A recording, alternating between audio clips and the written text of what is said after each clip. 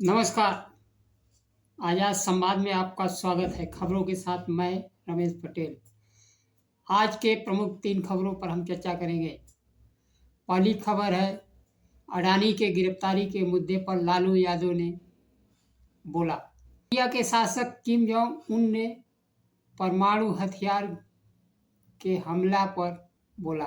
केंद्रीय मंत्री अनुप्रिया पटेल के पार्टी कार्यकर्ता तक एफआईआर नहीं लिखा जा रहा है। नमस्कार, खबरें विस्तार से। अडानी पर अमेरिका में लगे आरोपों के बीच, जिसमें भारतीय अधिकारियों को 2100 करोड़ रुपए का रिश्वत दी गई है।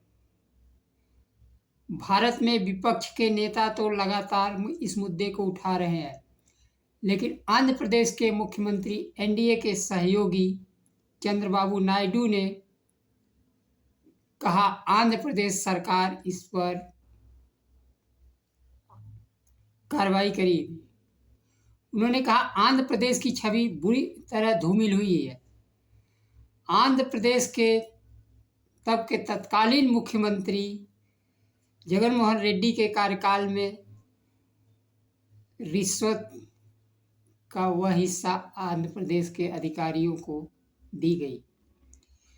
राष्ट्रीय जनता दल के अध्यक्ष लालू प्रसाद यादव ने लोकसभा में विपक्ष के नेता राहुल गांधी के अडानी के गिरफ्तारी की मांग को सही करते हुए कहा कि अडानी को गिरफ्तार किया जाना चाहिए। इससे पहले राहुल गांधी ने कहा था कि अडानी ने भारतीय और अमेरिकी कानूनों का उल्लंघन किया है।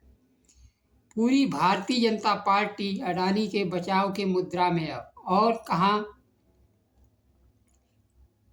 कह रही है कानून अपना काम करेगा, लेकिन कानून है कहाँ? न कोई जांच, न कोई मुकदमा, न कानून अपना काम करेगी। प्रधानमंत्री नरेंद्र मोदी के रहते सेबी ईडी एक कदम बढ़ाकर अडानी की जांच नहीं कर सकती। मोदी सरकार की नीति देश के दलितों, पिछड़ों, आदिवासियों, अल्पसंख्यकों तथा शिक्षित बेरोजगारों को नौकरी न देकर गुलाम बनाने की है और उनको आर्थिक रूप से तोड़ देना है। देश की संपत्ति कुछ अमीर लोगों को देने की है। चंद कारोबारियों में अडानी उनके खास मित्र एवं सहयोगी है। उनकी रक्षा करना मोदी जी की पहली प्राथमिकता है। प्रधानमंत्री मोदी अपने विदेशी दौरों में खास मकसद से निकलते हैं। उनका मकसद देश में निवेश लाना नहीं, बल्कि अडानी का आर्थिक साम्राज्य बढ़ाने के लिए देश के संसाधनों का प्रयोग करना होता है।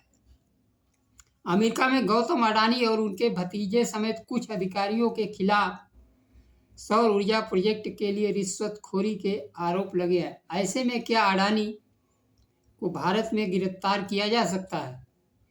भारत और अमेरिका में प्रत्यर्पण संधि तो है, लेकिन इस मामले में भारतीय अधिकारी भी शामिल हैं। अमेरिका अपने निवेशकों का हित सुरक्षित करेगा, लेकिन भारत में निवेशकों का पैसा भले ही डूब जाए, अडानी के खिलाफ कोई जांच नहीं होगी और प्रत्यर्पण संधि के द्वारा अगर दबाव बनेगा कि अडानी को अमेरिका भेजा जाए, तो उनके खिलाफ कोई मुकदमा दाखिल करके यहाँ जांच की कार्रवाई खानापूर्ति के लिए शुरू की जाएगी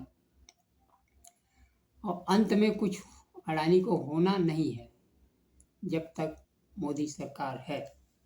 दूसरी खबर है परमाणु युद्ध को लेकर। उत्तर कोरिया के शासक किम जोंग उन ने कहा कि उनका देश परमाणु हथियारों के साथ एक सैन्य महाशक्ति बनने की तरफ कदम बढ़ाएगा और हमले के स्थिति में परमाणु हथियारों का प्रयोग करने में भी नहीं हिचकेगा। किम जोंग उन का कहना है कि इतना ज़्यादा परमाणु खतरा कभी नहीं रहा।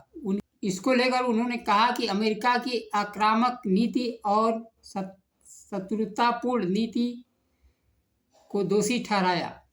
आज दुनिया में रूस यूक्रेन युद्ध नित्य नए हथियारों का प्रयोग युद्ध में कर रहे हैं। वहीं पश्चिम एशिया में इजराइल फलस्तीन के मोर्चे पर एक युद्ध चल रहा। रूस यूक्रेन का युद्ध जब शुरू हुआ था तो कहा गया कि 4 दिन में रूस यूक्रेन पर कब्जा कर लेगा, लेकिन आज यह युद्ध कई वर्षों में चल रहा है, लेकिन युद्ध का कोई निर्णय नहीं है। पिछले दिनों रूस के परमाणु हथियारों के इस्तेमाल के नीति में बदलाव किया गया। नई परमाणु नीति में कहा गया कि कोई ऐसे देश जिनके पास परमाणु हथियार न हो, लेकिन वह देश किसी परमाणु हथियार संपन्न देश के साथ मिलकर हमला करता है तो इसे संयुक्त हमला माना जाएगा। यूक्रेन के पास परमाणु हथियार तो नहीं है, लेकिन अमेरिका के पास परमाणु हथियार हैं। पश्चिमी देश युद्ध में यूक्रेन का साथ दे रहे हैं। पश्चिम एशिया से एक चल रहे युद्ध में अब तक के इजराइल के प्रधानमंत्री बेंजामिन नेतन्याहू के खिलाफ इंटरनेशनल क्रिमिनल कोर्ट ने गिरफ्तारी का वारंट जारी किया है और उनको दुनिया के 124 देशों में अगर कहीं जाते हो तो उनकी गिरफ्तारी हो सकती है और उनको नरसंहार का जिम्मेदार कहा गया। धीरे धीरे पूरी दुनिया में युद्ध के मुहाने पर खड़ा होते जा रहा है। भारतीय मीडिया बेंजामिन नेतन्याहू के कार्य को सही ठहराती रही है, लेकिन इंटरनेशनल क्रिमिनल कोर्ट के फैसले पर भारतीय मीडिया क्या कहेगी कि अब भी बेंजामिन नेतन्याहू के नरसंहार किए गए कार्यों के बचाव में रहेगी। फलस्तीन, Israel, Iran, Lebanon, Syria, Hamas युद्ध के मोर्चे पर इजराइल लड़ा। इजराइल बेगुनाह नागरिकों, बच्चों, महिलाओं, अस्पताल जैसे स्थानों पर हमला कर रहा है। यह मानवता के लिए युद्ध राजसी है। अगला खबर, केंद्रीय मंत्री अनुप्रिया पटेल के कार्यकर्ता के परिवार के साथ गुंडई का मामला प्रकाश में आया है। यहां तक कि घर के अंदर घुसकर उनकी बेटी के साथ छेड़खानी करते हुए उसे उठा ले जाने की कोशिश की गई। विरोध करने पर माता पिता का सिर फोड़ दिया गया और हाथ पैर तोड़ दिए गए।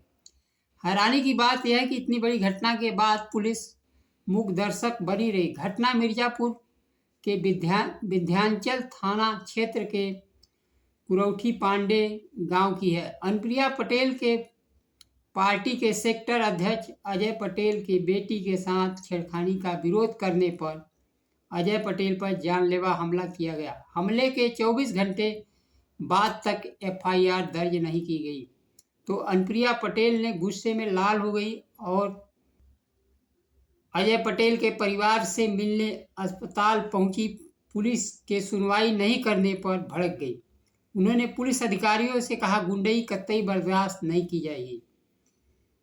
आपके पास 2 घंटे का समय है कार्रवाई करने के लिए।